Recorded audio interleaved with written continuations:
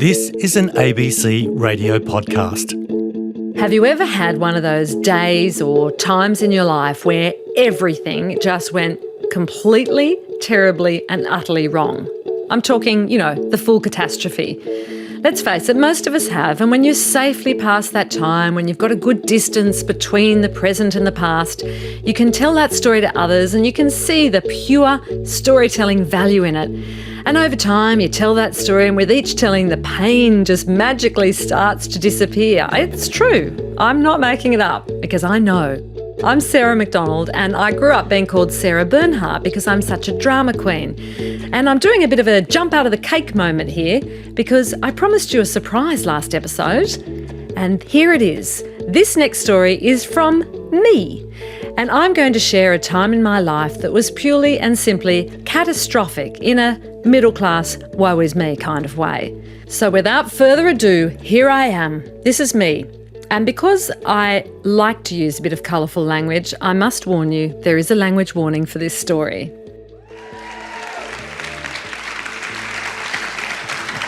So my full catastrophe is a bit of a dog story. And it's also a story of death, disease, pestilence, infestation, elimination, evisceration and blocked auras. Just a typical day in my life, really, but just to warn you. So in May last year, life was going okay. In fact, it was almost for me the first time in about a decade I felt under control. I was kind of emerging from that vortex of really young kids, absent travelling husband, and I was feeling almost under control. I started a new job. My daughter was starting high school. She was managing okay. We were going okay. And then life totally fell apart. And it all began when my beautiful dad died. Now, my dad was my and my family's anchor, and he was a beautiful, calm and gentle man. But at least while my grief was huge, it was uncomplicated because I always felt really deeply loved. In fact, the only competition that my mum and my sister and my brothers had in terms of love for my dad was his dogs. Dad loved his dogs. He loved them deeply. He loved how they loved unconditionally. And as an atheist, he actually used to point out that God was dog backwards. And he loved all dogs, and he even tolerated when I got one of those non-allergic, stupid, fluffy cavoodle things called Shaggy, who was neurotic and stupid. But I did hear him whisper once to his proper big boxer dog, "Shaggy's not a real dog, but be nice to him. He can't help being pathetic." Dad was right, he was pathetic. Anyway, Dad died and it was really traumatic, and I collapsed into that black hole of trauma and grief and awaking from nightmares every day as a rather vulnerable and exposed and raw shell of a human being. And I was in no shape for anything to go wrong. So of course everything went wrong, just like it does when you're just really not ready for it and you can't cope. So first my bloke went overseas to study for 2 months. We'd already paid for it, we couldn't cancel. It'll be fine. I said, you go, it's okay. And then my mother, who can only handle life between 20 and 22 degrees, her heating system broke. I know, your thermostat changes as you get older. I'm on 20 to 25 now, I'm heading in her direction rapidly.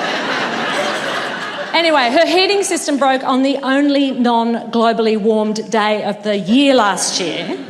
And she was grief-stricken and freezing, and I spent days begging maintenance men to come. They finally came on her birthday, and they were fixing it, and I thought everything's going to be fine. She said, "What do you think this is on my back?"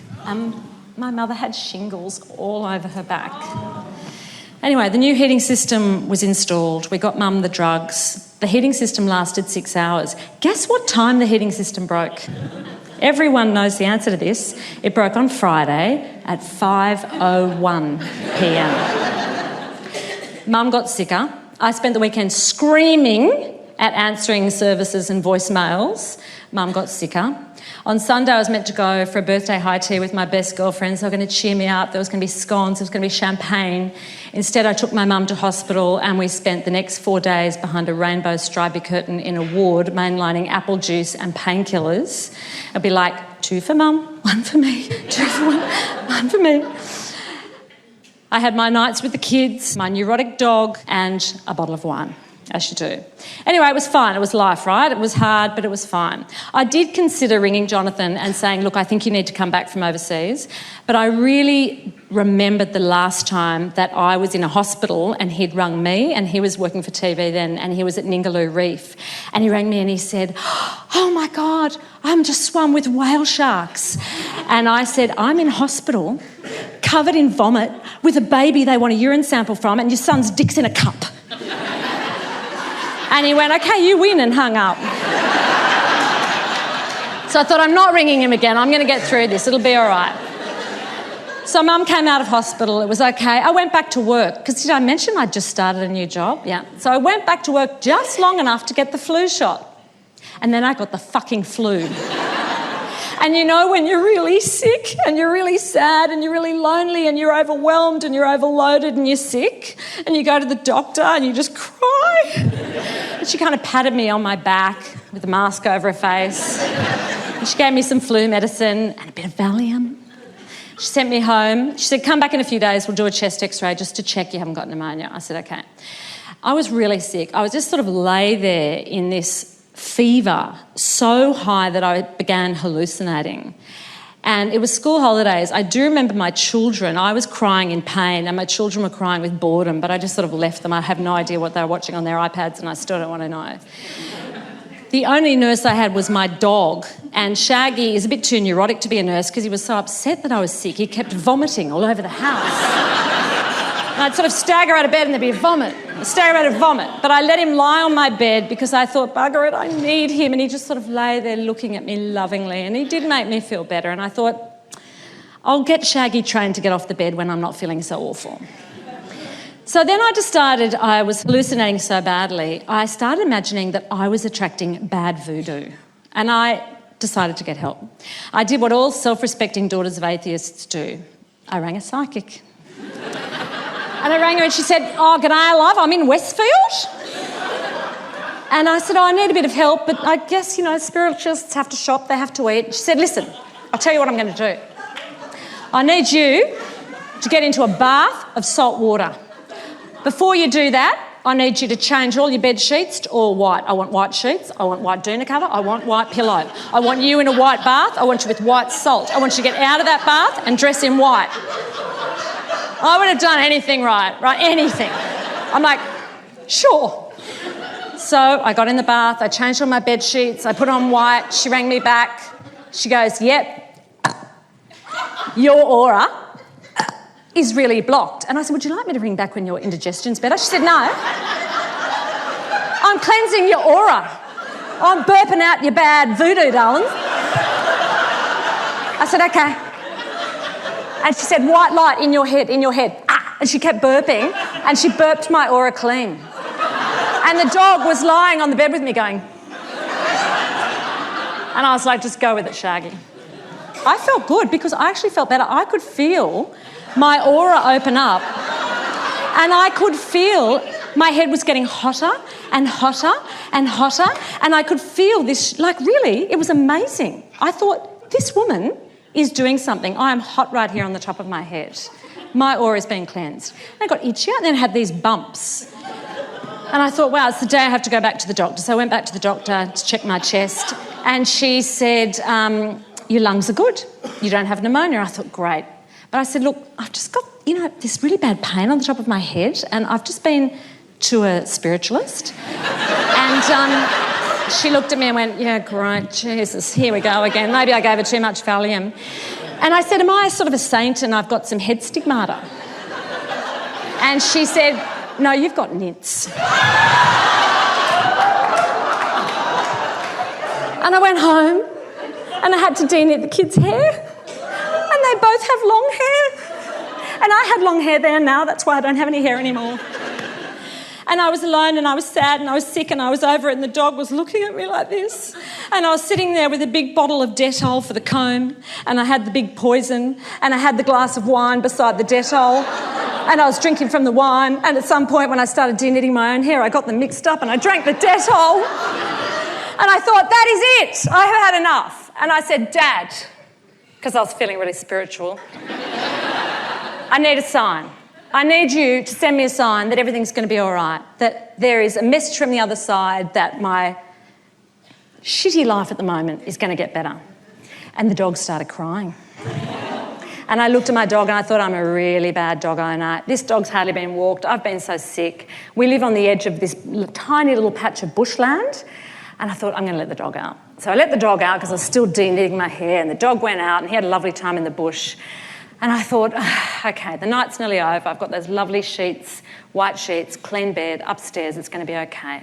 So then I put on about 15 loads of washing, and I washed the towels. And you know what it's like. Has anyone had mitts here? You wash the towels, you wash the sheets, you wash everything. And you do about 3 loads of washing, and then you constantly get obsessive and you're de-knitting your hair and big chunks of hair swirling out. And the dog came back and he looked at me and he was so happy, and he went upstairs, and the kids went upstairs, and I finished the bottle of wine and probably the bottle of Dettol. I put on another load of washing, and then I started crawling like I couldn't walk any longer. I was so sick and so tired. I started crawling up the stairs, and I could think, Dad, send me a message. Lovely white sheets. I'm going to have a nice dream. Dad's going to visit me in my dreams, going to tell me everything's all right. Kiss the kids good night. I went to my bedroom and I could smell something a bit weird. And the dog was lying on my bed like this, with his head on my pillow, like going, come to bed, darling. And he put his head up when I came in, and I noticed that all along here, he had a brown smear of bloody, gross, skanky crap. It was sort of like the liquid poo expelled from a dying animal. It was mixed with offal, and it was all over my white bed and my white dinner and my white sheets and my white thing. I think he even had a bit of possum intestine hanging off his ear in a fetching, earring sort of way. And I picked him up, and I was covered in it too, because remember I was in white, and I went, Dad, thanks. You show me that life is sometimes awful and it's shit. And sometimes you just have to roll with it, and you have to roll in it. And that's what today is all about. We are rolling in the deep, deep doo-doo for the full catastrophe.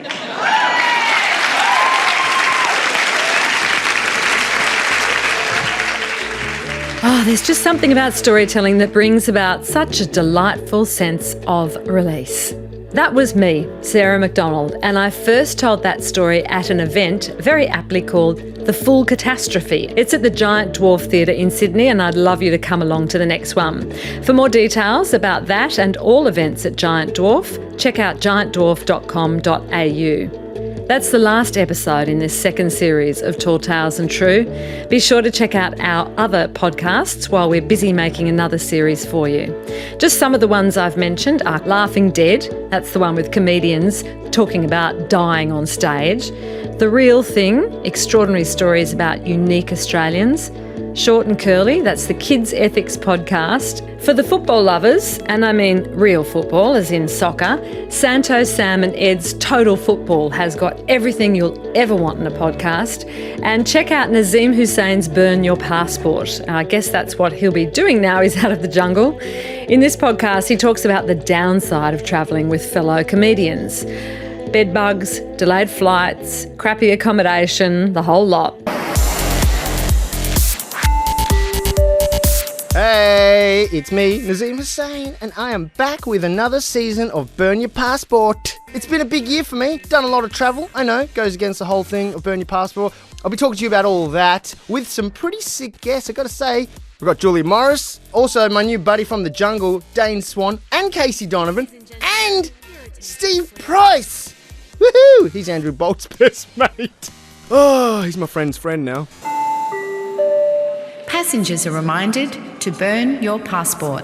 That'll keep you going. If you want to write us a review, head to iTunes and tell us your thoughts, or drop us a comment on the ABC's podcast page on Facebook. We'd love to hear from you. A big thanks to all our storytellers and to you, our listener. Thanks so much for letting us in your ears and going on this amazing storytelling ride with us. The producer of Tall Tales Tru is Judy Adair. Executive producer is Ian Walker. I'm Sarah McDonald. Until we meet again.